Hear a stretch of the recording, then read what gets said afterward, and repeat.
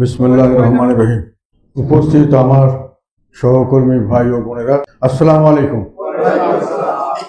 আজকে আমরা জাতীয় শ্রমিক পার্টির মহানগর এবং কেন্দ্রীয় কমিটির একটা মিটিং আহ্বান করেছি। সেই উপলক্ষে আপনারা এখানে দূর দূরান্ত থেকে এসেছেন, আপনাদেরকে আমি স্বাগতম জানাচ্ছি, ধন্যবাদ এবং কৃতজ্ঞতা জানাচ্ছি।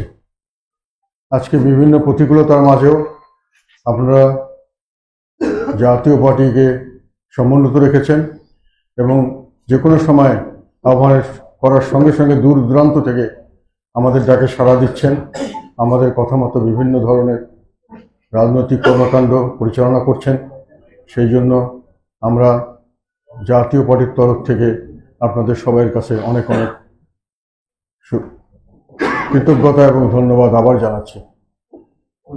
আজকে জাতি একটা মহা দুর্যোগের মধ্যে কাল ক্ষেপণ করছে বলে আমি ব্যক্তিগতভাবে মনে করছি। আমার ধারণা বাংলাদেশের বেশিরভাগ মানুষই আমার সঙ্গে একমত হবে। মানুষের সাধারণভাবে যে কয়েকটি জিনিস রাষ্ট্রের কাছে প্রত্যাশা করে, আমরা বেঁচে থাকার জন্য যে সমাজ গঠন করি, রাষ্ট্র গঠন করি এবং রাষ্ট্রের সরকারকে আমরা মেনে নেই, এই সরকারকে কতগুলো দায়িত্ব দিই এবং সেই দায়িত্ব পালনের জন্য সরকারকে আমরা কর্তৃত্ব দেই। সেই দায়িত্বগুলির মধ্যে প্রধানতম দায়িত্ব হলো নিরাপত্তা বিধান। যান মাল এবং ইজ্জতের নিরাপত্তা বিধান প্রত্যেকটি নাগরিকের সাধারণভাবে একটা প্রত্যাশা থাকে, সরকারের কাছে দাবি থাকে। তার জন্য সব ধরনের ব্যবস্থা সরকারকে গ্রহণ করতে হয় এবং জনগণ তার জন্য যথেষ্ট পরিমাণে ট্যাক্সের টাকা তাদের হাতে সমর্পণ করেন, তাদেরকে সব রকম ক্ষমতা দেন। কিন্তু বর্তমানে যে পরিস্থিতি দাঁড়িয়ে গেছে তাতে যান মাল এবং ইজ্জতের নিরাপত্তা সম্পূর্ণভাবে বিধ্বস্ত। কেউ কোনো সময় নিশ্চিতভাবে বলতে পারবেন না যে উনি নিরাপদ আছেন, শারীরিকভাবে নিরাপদ আছেন, ওনার মান সম্মান নিরাপদ আছে, অথবা ওদের সহায় সম্পত্তি নিরাপদ আছে। কোন সময় থাকবে, কোন সময় থাকবে না কেউ বলতে পারছেন না। আইন রক্ষাকারী বাহিনীসমূহ সম্পূর্ণভাবে তাদের সম্পূর্ণ কার্যক্রমের মধ্যে একটা বিশৃঙ্খলা আমরা লক্ষ্য করছি। সবকিছু মনে হচ্ছে যেন ভেঙে পড়ছে। দুষ্টের দমন এবং শিষ্টের পালন, যেখানে রাষ্ট্রের কর্তব্য হওয়া উচিত, সেখানে আমরা অনেক ক্ষেত্রেই লক্ষ্য করছি যে দুষ্টের পালন এবং শিষ্টের দমন হচ্ছে। অনেক খুনি, ডাকাত, দাগী আসামি তারা বিভিন্নভাবে ঘুরে বেড়াচ্ছে, নির্বিঘ্নে চলাচল করছে। সেখানে নিরপরাধ, সম্পূর্ণ নিরপরাধ, যারা কোনো রকম কোনো ঝামেলার মধ্যে জড়িত না, এমনকি যারা রাজনীতির সঙ্গেও জড়িত না, কোনো কিছুর মধ্যে তাদের কিছু নেই, তারা দেশে বসবাস করতে চায়, সুখে শান্তিতে থাকার চেষ্টা করে, নিরাপদে থাকার, তাদের নিরাপত্তা বিঘ্নিত হচ্ছে। নানানভাবে তাদের উপরে মামলা দেওয়া হচ্ছে, মিথ্যা মামলা দেওয়া হচ্ছে এবং এই মিথ্যা মামলা আইন রক্ষাকারী বাহিনী, যেগুলো শৃঙ্খলা রক্ষাকারী বাহিনী, তারা এমনিতে কার্যকর নয়, সেটা তো একটা জিনিস। কিন্তু আর একটা জিনিস আমরা এখন লক্ষ্য করছি, সেটা হলো তারা কিছু কিছু ব্যাপারে কার্যকর। সেটা হলো এই নিরীহ মানুষগুলিকে অনেক সময় অনেক অযথা হয়রানির শিকার করতে হচ্ছে তাদের কারণে। বিভিন্ন সময় তাদেরকে সবাই জানে মামলাগুলি ভুয়া মামলা, তারপরেও তাদেরকে হুমকি দেওয়া হচ্ছে, তাদের বাসায় গিয়ে তাদেরকে আটক করা হচ্ছে, আটক করার হুমকি দিয়ে তাদের থেকে অর্থ আদায় করা হচ্ছে। বিভিন্নভাবে ঘুষ বাণিজ্য চলছে। মামলা দেওয়ার ব্যাপারে কিছু লোক নিরাপদ মানুষের নামে মামলা দিয়ে সেখানে একটা বাণিজ্য সৃষ্টি করেছে। আবার সেই মানুষগুলি যখন বাসায় এসে ঘুমাতে চায়, তখন রাতের বেলা তার উপর হামলা, তার উপর নানান রকম নির্যাতন, তার উপর হুমকি, তাকে আবার সেখানে সেগুলো রক্ষা করার জন্য পয়সা দিতে হচ্ছে। মামলা যখন তাদেরকে নিয়ে যাওয়া হচ্ছে, ধরে নিয়ে যাচ্ছে আদালতে, সবাই জানেন যে এরা সত্যিকার অর্থে কোনো দোষী নয়। মোটামুটি সবাই আমরা জানি কোন লোক দোষী হতে পারে, কোন লোক দোষী নয়। যাকে বাদী, যে মানুষকে চিনে না, যে আসামিকে বাদী চিনে না, সেই আসামিকে নিয়ে যাওয়া হচ্ছে আদালতে এবং আদালতে তাকে কোনো রকম জামিন দেওয়া হচ্ছে না এবং তার এগেনস্টে এফআইআর করার জন্য অর্ডার দেওয়া হচ্ছে এবং সেখানে একটা বড় ধরনের বাণিজ্য হচ্ছে। যারা সেটা থেকে উদ্ধার করতে পারেন সেজন্য তারপরে জেলখানা নিয়ে যাওয়া হচ্ছে। জেলখানা নেওয়ার পরে জেলখানার মধ্যে পর্যন্ত তাদেরকে নানান রকমভাবে নিপীড়ন, নির্যাতনের শিকার হতে হচ্ছে। তাদেরকে অনেক ধরনের ঘুষ দুর্নীতির মাধ্যমে তাদেরকে বেঁচে থাকতে হচ্ছে, নানানভাবে তাদেরকে। তো এই ধরনের কতগুলি হয়রানিমূলক কাজ সমানে চলছে, কিন্তু স্বাভাবিকভাবে যে মানুষ, একটা নিরীহ মানুষ রাস্তা দিয়ে যাবে, তাকে যখন মারতে আসছে সেখানে আমরা কোনো আইন রক্ষাকারী বাহিনী দেখছি না। তাকে যখন খুন করতে আসছে তখন দেখি না। বাসের ভিতর ঢুকে যখন ছিনতাই করতে আসছে, মানে নারীদেরকে ধর্ষণ করার মতো ঘটনা ঘটছে বাসের ভিতরে, তখন করতে করতে কিন্তু আমরা সেখানে আইন শৃঙ্খলা রক্ষাকারী বাহিনীকে তাদের রক্ষা করতে দেখি নাই। দেশে একটা ভয়াবহ আইন শৃঙ্খলা পরিস্থিতি সৃষ্টি হয়েছে। একদিকে মানুষের উপরে অসহায় নিরপরাধ মানুষের নির্যাতন, আরেকদিকে অপরাধীদের অভয়ারণ্য, মানে এখানে ভয়ের কিছু নাই, সেই অবস্থা দাঁড়িয়ে গেছে। সেটি এক জিনিস, এবং কে কাকে নিয়ন্ত্রণ করছেন আমরা জানি না, কার অধীনে কি হচ্ছে সেটাও আমরা বুঝতে পারছি না। সর্বক্ষেত্রেই একটা বিশৃঙ্খলা, যার যা দায়িত্ব মনে হচ্ছে সেই দায়িত্ব পালন করতে উনি অপারগ অথবা করছেন না, আমরা কাজ পাচ্ছি না। আর দ্বিতীয়ত হলো বাজারে কোনো নিয়ন্ত্রণ নেই। বাজারের জিনিসপত্রের দাম প্রতিদিনই বাড়বে, এটা স্বাভাবিক, অনেক সময় বাড়তে পারে। সরকার একটা দায়িত্ব আছে যে যদি জিনিসপত্র মানুষের স্বাভাবিক তাদের যে আয় তার মধ্যে কিনতে না পারে, তাদের কিভাবে বাঁচবে তার একটা ব্যবস্থা করা। তার জন্য সরকার রেশনটা দিতে পারেন, বিভিন্নভাবে সহায়তা করতে পারেন। আমাদের আশেপাশে অনেক দেশে করছে, ভারতে করা হয়, বিনামূল্যে সমস্ত চাল ডাল দেওয়া হয়, বিনামূল্যে মানুষকে রাখা হয়, তাদের স্কুলের খরচ দেওয়া হয়, তাদের চিকিৎসার খরচ দেওয়া হয়, সরকার ক্যাশ টাকা দেন, ছেলে মেয়েদের বিয়ের খরচ দেন, এমনকি মানুষের মারা গেলে তাদের যে শেষ পর্যন্ত যে আয়োজন অনুষ্ঠান তার জন্য পর্যন্ত সরকার অর্থ ব্যয় করেন। আমাদের মানুষ না খেয়ে থাকছে, টিসিবি দিয়ে কতগুলো কার্ড দেওয়া হয় সেই মানধাতার আমলের থেকে, যখন কোনো দরকার ছিল না, যখন মানুষের তেমন ভাবে টিসিবি নিতে চাইতো না, তখন যেটা চালু করা হয়েছিল সেই সিস্টেমই এখন চালু করা হয়েছে। আমি এর আগের সরকারের সময় বলেছিলাম, হাসিনা সরকারের সময়, যে টিসিবি যেগুলো দিচ্ছেন দিনকে দিন লাইন বড় হচ্ছে, এবং আস্তে আস্তে দেখা যাচ্ছে শুধু গরিব মানুষ নয়, নিম্নবিত্ত নয়, মধ্যবিত্ত মানুষ আসছে। এখন আমি যেটা দেখছি সেটা হলো তার চেয়েও ভয়াবহ দৃশ্য। এখন দেখা যাচ্ছে যে মধ্যবিত্ত মানুষরা দাঁড়িয়ে থাকছে শুধু না, ঘন্টার পর ঘন্টা দাঁড়িয়ে থেকে তারপরে আবার ফিরে আসছে, কিছু নিতে পারছে না টিসিবির থেকে লাইনে দাঁড়িয়ে যারা দিচ্ছে কিছুক্ষণের মধ্যে শেষ হয়ে যাচ্ছে। যথেষ্ট পরিমাণ দেওয়া হচ্ছে না, এবং তাও যে দেওয়া হচ্ছে সেই অর্থটাও যে বিনা পয়সাতে নয়, বেশ দাম দিয়েই তাদের কিনতে হয়। তথাপি এই সাশ্রয় করার জন্য মানুষ এত কষ্ট করছে।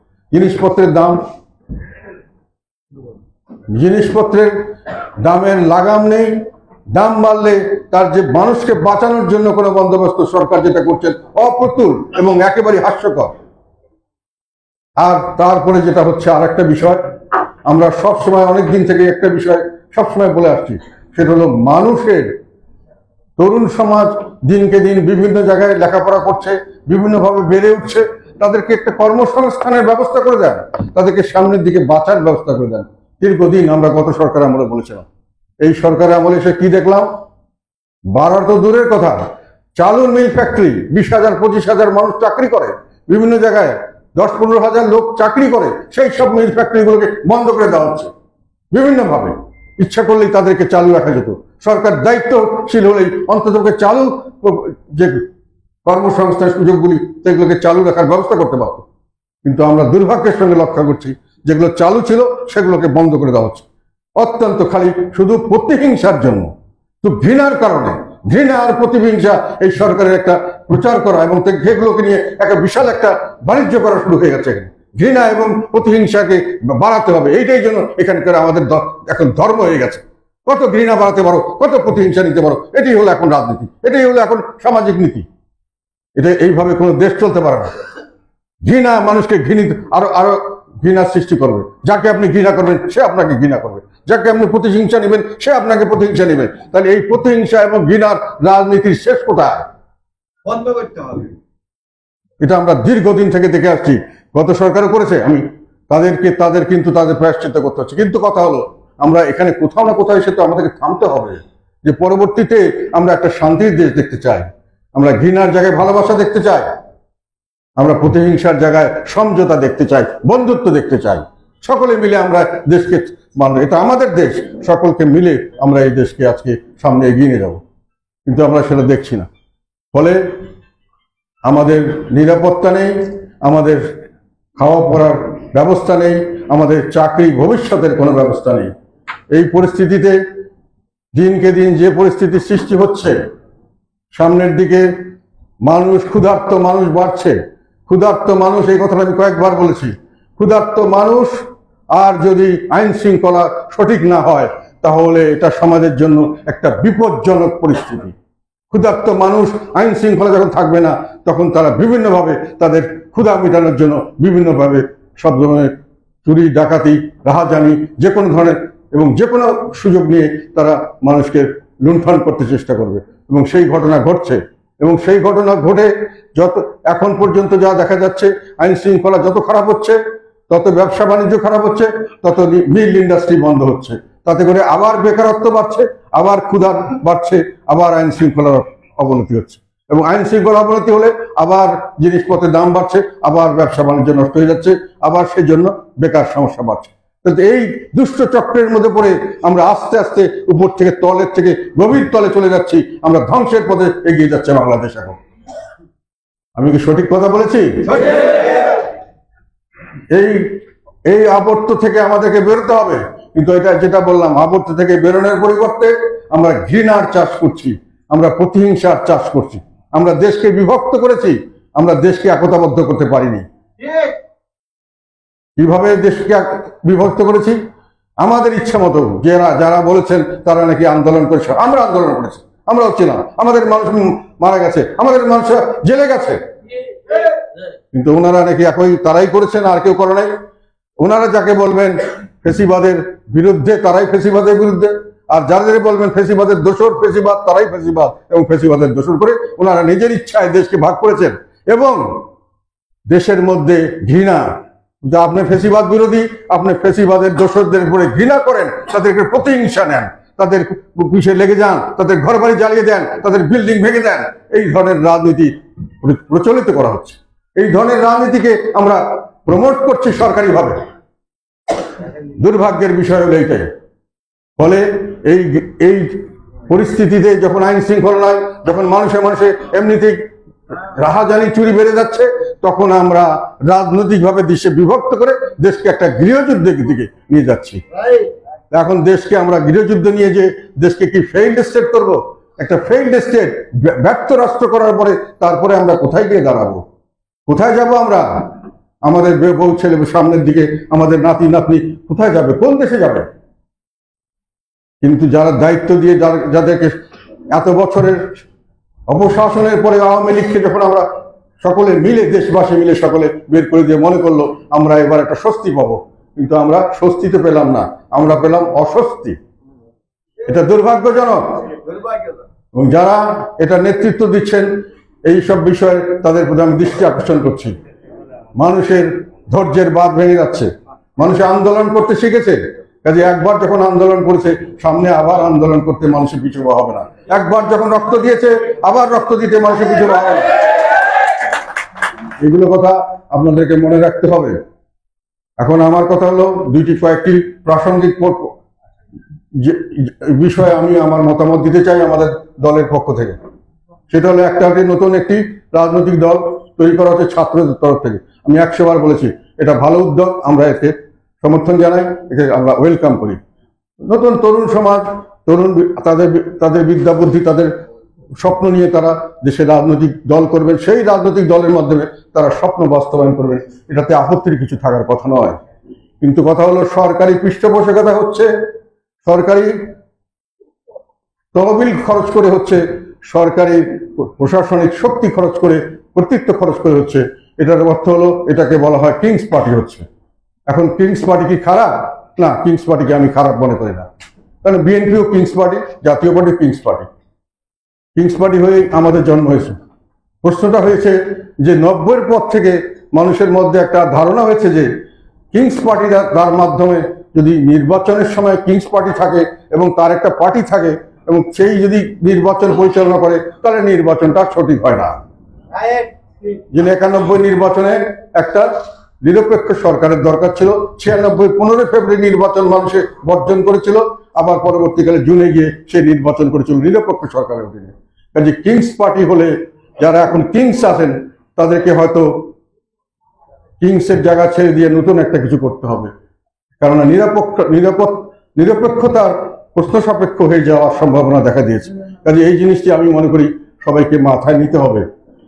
আমি মনে করি যে বাংলাদেশের মানুষ যে নিরপেক্ষ সরকারের অধীনে নির্বাচন করতে চায়, কোনো দল যদি সরকার গঠন করে তাহলে তার সেই নিরপেক্ষ সরকার হিসেবে তার সেই সরকার পরিচালনা করার কতটুকু নৈতিক বা মানুষের সমর্থন কতটুকু পাওয়া যায় এটা নিয়ে চিন্তার অবকাশ আছে। এবং এটা নিয়ে আমি মনে করি বাংলাদেশের বেশিরভাগ মানুষকে রিপ্রেজেন্ট করে এমন সব জনগণ এগুলো এমন সব রাজনৈতিক দল এই ধরনের বিষয়ে খুব একটা একমত হতে পারবেন বা একে রাজি হবেন এই সব বিষয়ে, এটা আমার সঙ্গে সংশয় আছে। এটা হলো একটা বিষয়।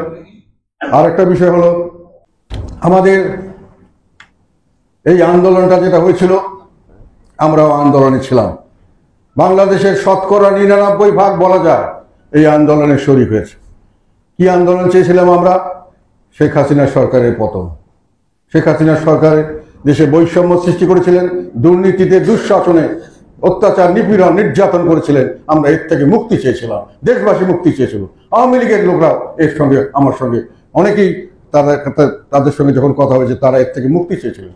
সবাই এর সঙ্গে সমর্থন ছিল না। আওয়ামী লীগ হলেই সবাই একে সমর্থন করেছেন তা নয়। তাহলে এত ব্যাপক সমর্থন কিভাবে পেল এই আন্দোলন? শতকরা 99। আর একটা বিষয়ে মানুষ একমত ছিল যে ভবিষ্যতে যেন আর এক নায়ক এরকম কোনো ঘুরে না উঠে, তার জন্য কিছু সংস্কার করা দরকার। কিন্তু কি সংস্কার করতে হবে সেটার সম্পর্কে কিন্তু জনগণ কোনো ম্যান্ডেট দেননি। এখন বর্তমান সরকার যেগুলো করছেন এগুলো সম্পর্কে অনেকেরই অনেক সংশয় আছে। কেউ বলছেন যে ওনারা তাদের অভিজ্ঞতা নেই সব ব্যাপারে, কেউ বলছে ওনারা যেহেতু একটা দল করছেন সেই দলকে সাপোর্ট করার জন্য অথবা তার কিছু সহায়তা হবে এই ধরনের কিছু সংস্কার আনতে চাচ্ছেন। এই ধরনের একটি সংশয় দেখা দিয়েছে। তারপরেও আমি মনে করি যে সংস্কারের বিষয়টি আলটিমেটলি গিয়ে পরবর্তীতে নির্বাচিত পার্লামেন্টে পাস করতে হবে। কাজেই এখনই সংস্কারের প্রস্তাব আপনি দিতে পারেন, সেমিনার করতে পারেন, কোনটা ভালো হবে মন্দ বলে দেশবাসীর কাছে তুলে ধরতে পারেন, কিন্তু দেশবাসী আপনাকে এখনো কোনটা গ্রহণ করেছে কোনটা গ্রহণ করে নেই সে ম্যান্ডেট দেয় নাই। কাজে এই সংস্কারগুলো আপনাদের হাতে আমরা চাই না। আপনারা কোনো সংস্কার করেন, আমরা মনে করি এটা সঠিক হবে না। জনগণ এটা দেয়নি। এবং রাজনৈতিক দল বলতে যারা গিয়ে সমর্থন দিবেন তারা কতটুকু এই সংস্কারের পক্ষে তাদের সমর্থন তাদের জনগণ দিবে সেটাও তারা জানেন না। কাজে নির্বাচনের আগে কোনো সংস্কার হওয়া উচিত না বলে আমরা বিশ্বাস করি। এবং আমি মনে করি বেশিরভাগ যারা জনমত পুষ্ট রাজনৈতিক দল তারা আমার সঙ্গে একমত হবেন। এবং যেহেতু এই এখন যেটা সংস্কার করবেন, যদি পরবর্তীতে এই সংস্কারগুলি জনগণের পক্ষে না হয়, জনগণ যদি এরা বিপক্ষে অবস্থান নেন তাহলে এটা থাকবে না। এটা নিয়ে আরেকটা জটিলতা সৃষ্টি হতে পারে। কাজে যে ম্যান্ডেট জনগণ দেয়নি সেই ম্যান্ডেটে যাওয়া উচিত হবে না আমাদের বিশ্বাস। আপনারা এটা আপনাদের প্রস্তাবগুলি ছাড়িয়ে দেন, ওগুলোকে প্রচার করেন, আমাদেরকে দেখতে দেন, দেশবাসীকে দেখতে দেন নির্বাচনের পরে কে কোনটা গ্রহণ করা হবে, কতটুকু গ্রহণ করা হবে। জনগণ যেটা ম্যান্ডেট দিবে, যে দলকে ম্যান্ডেট দিবে তারা ঠিক করবে। যদি সরকারি দল থাকে তারা ইচ্ছা করলে এখনই বলতে পারেন যে আমরা এগুলো করতে চাই, কিন্তু এখনই আপনারা করতে পারবেন না। আমি মনে করি করাটা সঠিক হবে না এবং ন্যায়সিদ্ধ হবে না এবং আইন সিদ্ধ হবে না। আপনারা পরবর্তীকালে নির্বাচন করে নির্বাচনের ম্যানিফেস্টোতে জানিয়ে দেন যে আমরা সংস্কার এইভাবে সংস্কার করবো। এটা গ্রহণ করছেন আপনারা, করলে আমাদেরকে ভোট দেন, ভোট দিলে আপনারা এটা বাস্তবায়ন করবেন। এটা হলো নিয়ম। আমি আইনের কথা বলছি। হঠাৎ করে এসে আপনি দুনিয়া বদলে দিবেন সেই ম্যান্ডেট আপনাকে কেউ দেয় নাই। আপনাদেরকে যেটা দেওয়া হয়েছিল সেটা সামনে একটা নির্বাচন করেন, নির্বাচিত সরকার এগুলো ম্যান্ডেট পালন করবে।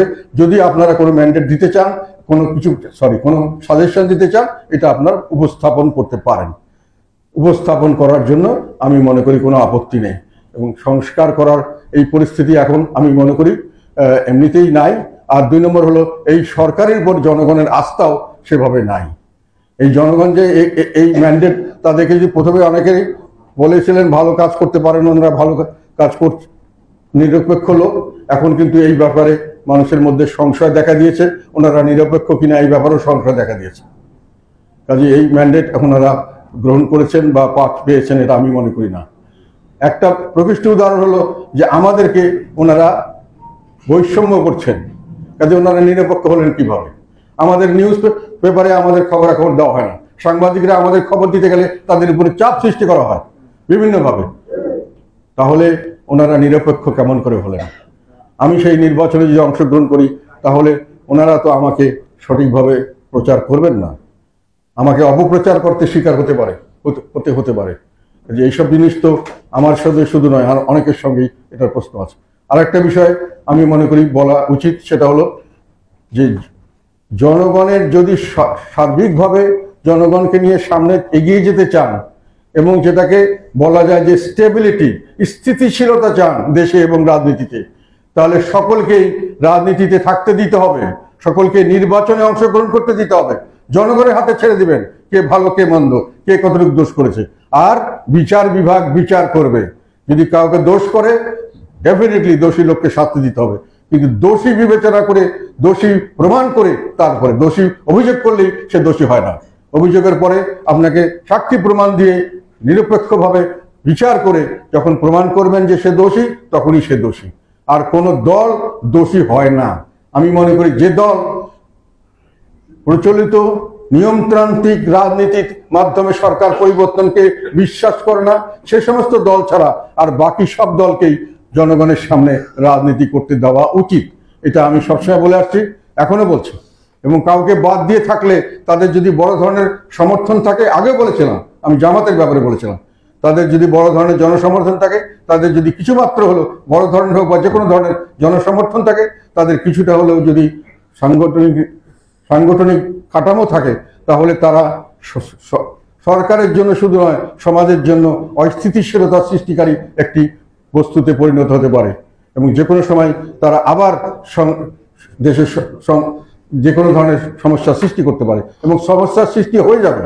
কারণ এখন দেশ যেহেতু খারাপের দিকে যাচ্ছে, মানুষের অবস্থা ভালো না, মানুষের বিভিন্নভাবে অসুখী, সেখানে যে কোনো লোককে বাদ দিয়ে রাখলে তারা যদি এই নির্বাচনের বিপক্ষে তারা যদি পরবর্তীকালে কোনো আন্দোলন ডাক দেয় এবং তার পরবর্তীকালে সরকারের বিরুদ্ধে আন্দোলন করতে চায়, সেই আন্দোলন তারা যথেষ্ট সমস্যা সৃষ্টি করতে সক্ষম হতে পারে।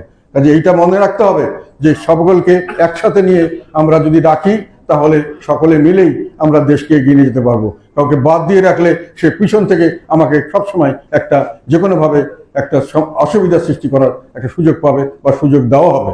আমি সেই জন্যই মনে করি সমস্ত রাজনৈতিক দলের অংশগ্রহণে নির্বাচন হবে এবং ফ্রি ফেয়ার নির্বাচনের জন্য একটি নিরপেক্ষ সরকার, যাকে আমরা সবাই নিরপেক্ষ হিসেবে গ্রহণ করব, সেই ধরনের সরকার হওয়া উচিত। বর্তমান সরকারকেও সেইভাবে হয়তো চিন্তা করতে হবে যে আমরা নিরপেক্ষতা বজায় রাখতে হলে কি করতে হবে, সেই ধরনের বন্দোবস্ত তাদের নেওয়া উচিত। এটা আমার ব্যক্তিগত ধারণা, এবং আমরা মনে করি এটাই হলেই সামনের দিকে দেশ এগিয়ে যাবে এবং ভবিষ্যতের যে কোনো অস্থিতিশীলতা থেকে আমরা রক্ষা পাবো। এবার হয়তো দীর্ঘদিন সংগ্রাম করে শেখ হাসিনাকে উৎখাত করতে হয়েছে, কিন্তু এর পরবর্তীকালে যদি একই ধরনের কারণে সরকার পরিবর্তনের কোনো রকম ডাক আসে, খুব বেশি দিনের হয়তো সময় লাগতে পারে। তবে আমরা কি খালি এটাই করতে থাকবো? আন্দোলন করব, সরকার পরিবর্তন করব, আবার নতুন সরকারের আন্দোলন করব, আবার তাহলে দেশ কোথায় যাবে? একটা কথা মনে রাখবেন, এই দেশ হলো ওভার পপুলেটেড কান্ট্রি, আমরা অধিক জনসংখ্যার দেশ, আর এই দেশ হলো স্বল্প সম্পদের দেশ, স্কার্স resource and over populated country. এই দেশে যে কোনো ধরনের অস্থিতিশীলতা বড় ধরনের মানবিক বিপর্যয় সৃষ্টি করতে পারে, দুর্ভিক্ষ হতে পারে, হানাহানি কাটাকাটি হতে পারে, সমস্ত ধরনের মানবিক বিপর্যস্ততা, মানুষের বেঁচে থাকার কোনো স্বাভাবিকতা না থাকতে পারে। এই ধরনের পরিস্থিতিতে যাওয়া আমাদের মতো দেশের জন্য খুব বেশি একটা কঠিন ব্যাপার নয়। আমরা এটাকে কখনোই জোর করে এটাতে টেনে নিয়ে যেতে চাই না। কে কোশ্চেন করতে চাচ্ছে? বলো। শিওর। আমরা সামনে নির্বাচনে অংশগ্রহণ করব, নির্বাচনের পরিস্থিতির উপরে। যদি আমাদেরকে সেই ধরনের কোনো পরিস্থিতির শিকার হতে হয় যেখানে লেভেল প্লেইং ফিল্ড হবে না, যেখানে নির্বাচনের নামে একটা একতরফা নির্বাচন হবে এবং অংশগ্রহণ করে আমি শুধু তাদেরকে একটা বৈধতা দেব, এই ধরনের নির্বাচনে আমরা অংশগ্রহণ করবো। রাজনৈতিক দলগুলোর সাথে আলোচনা, সেখানে আপনাদের ডাকা হয়েছে কিনা, বা সেই ব্যাপারে যদি না ডাকা হয় সেই ব্যাপারে কারোর সাথে আলোচনা হয়েছে কিনা, বা আপনাদের মতামত? না, আমাদের সঙ্গে ওনারা আমাদেরকে ডাকেননি, আলোচনা হয়নি। তবে আমাদের সঙ্গে আলোচনা হলে আমরা এটাই বলবো যে সংস্কারগুলো আপনারা প্রকাশ করেন, আমরা পরবর্তীকালে নির্বাচনের পরে যারা আসবেন তারাই এই সংস্কার দিয়ে ফাইনাল ডিসিশন নেবেন। আপনারা এখনই কোনো সংস্কারে হাত না দেওয়াটা ভালো, এটি আমাদের সাজেশন। ঠিক আছে, ধন্যবাদ সবাইকে।